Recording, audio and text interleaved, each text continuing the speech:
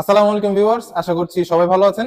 আজকে কথা বলবো ফ্যাট লস মিস্টেক নিয়ে। আমি আজকে 5টি টপ ফ্যাট লস মিস্টেক নিয়ে আসছি, যেটা আমরা ফ্যাট লসের মধ্যে করে থাকি। আমরা 2024-এ এসেও আমরা এত ডায়েট করি, এত কিছু করি, তারপরও যে মিস্টেক গুলোর কারণে আমরা ফ্যাট লস করতে পারি না, আমরা পেটের চর্বি কমাতে পারি না, সেই বিষয় নিয়ে কথা বলবো। সো সবাই সাথে থাকবেন।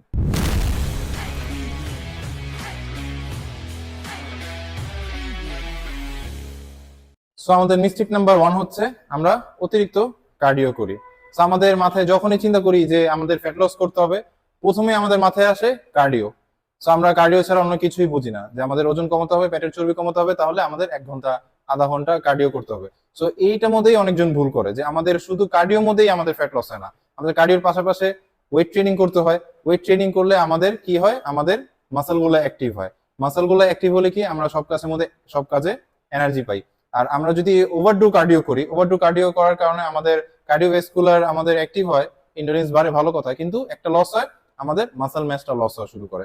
মাসল মাস লস হলে আমাদের আলটিমেটলি কি হয়, আমাদের এনার্জি লস হতে থাকে, আমরা কোনো কাজে মন বসে না, আমাদের সবকিছুতে টায়ার্ডনেস লাগে। সো মাসলটা ধরে রাখাটাও দরকার। আমরা জাস্ট ফোকাস করবো না যে জাস্ট ওয়েট লস।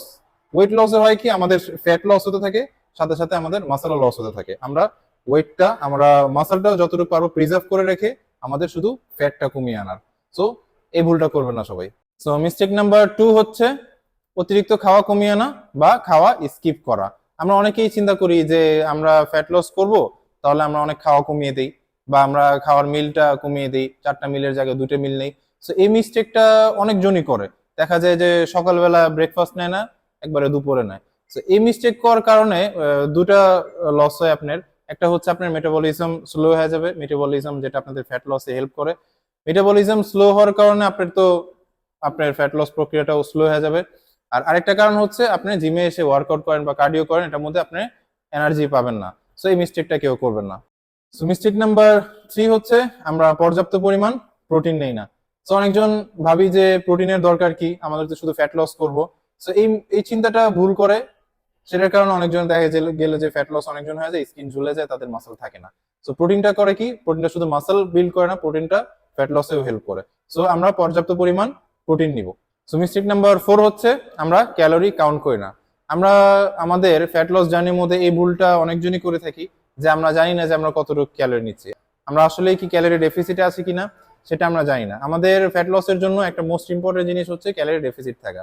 আমরা সারাদিনে যত খাচ্ছি তার চেয়ে বেশি বার্ন করাকে ক্যালোরি ডেফিসিট বলে। সো আমরা সারাদিনে কতটুকু মিল নিচ্ছি, কোন মিলে কত ক্যালোরি নিচ্ছি, এটা হিসাব করি না দেখে আমাদের অনেকজনের ফ্যাট লস হয় না। সো সবাই ক্যালোরি কাউন্ট করে খেতে হবে। সো আমাদের 5 নম্বর মিস্টেক হচ্ছে আমরা অনেক সময় অস্বাভাবিক গোল রেখে ফেলি।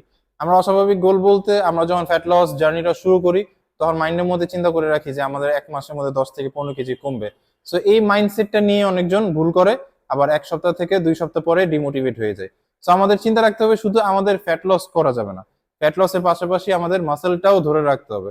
মাসেল ধরে রাখলে আমাদের ফ্যাট লসের মধ্যে, ওজনের মধ্যে সাথে সাথে বা অনেক দ্রুত ফ্যাট লস বা ওজনটা কমে না। ওজনটা কমে না কারণ আমাদের যে ফ্যাটটা স্টোর করা থাকে, ওই ফ্যাটের জায়গায় আমাদের মাসল জায়গা নিয়ে নেয়। সেটার কারণে দেখা গেল যে আমাদের অতিরিক্ত ওজন কমে না। সো আমাদের অতিরিক্ত ওয়েট কমানোটা চিন্তা আসবে না, আমাদের জাস্ট ফ্যাট কমিয়ে মাসলটা প্রিজার্ভ রাখার চিন্তা রাখতে হবে। সো আজকের জন্য এতটুকুই। ভিডিওটি ভালো লেগে থাকলে আমার চ্যানেলটি সাবস্ক্রাইব করবেন। আপনারা সাবস্ক্রাইব করলে আমি মোটিভেট হই।